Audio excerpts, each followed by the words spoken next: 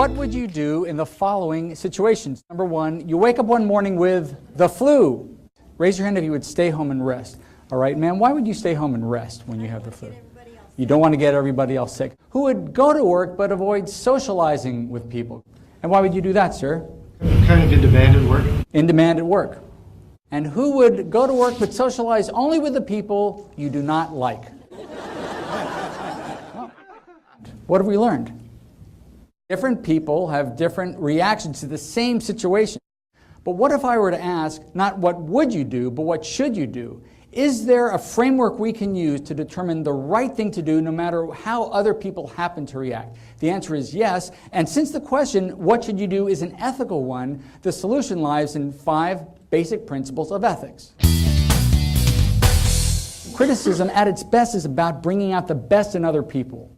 It's not about venting. It's not about displaying your power over the other person. When someone you care about, someone who works for you, works with you, has a relationship with you, has done something he or she should not have done, or hasn't done something they should have done.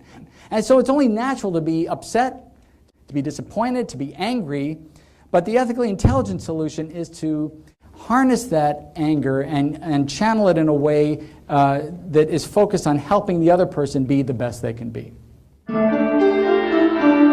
What does it mean to give an ethically intelligent apology? It first means being sincere about it by saying, I'm sorry, taking ownership for it, being accountable, but it doesn't end there. You know, sorry seems to be the hardest word, but sometimes it's the easiest word because it's just a word, right? It doesn't mean anything unless it's backed up with action, with an action plan, with a strategy for avoiding committing the same error again. Raise your hand if you feel unappreciated. Please come up.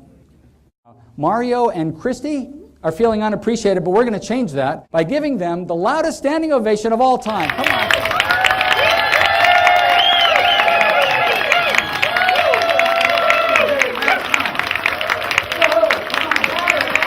Please be seated.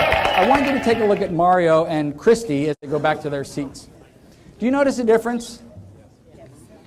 What's the difference? They're smiling.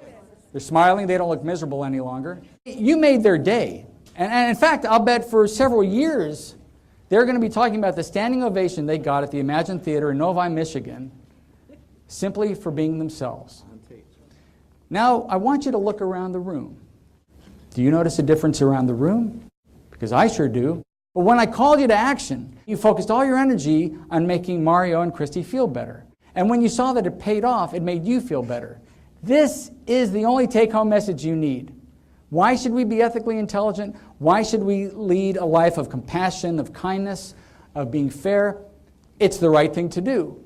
But it also turns out it makes you feel better. It benefits you. Everybody wins when we apply these principles, as difficult as it is to do that.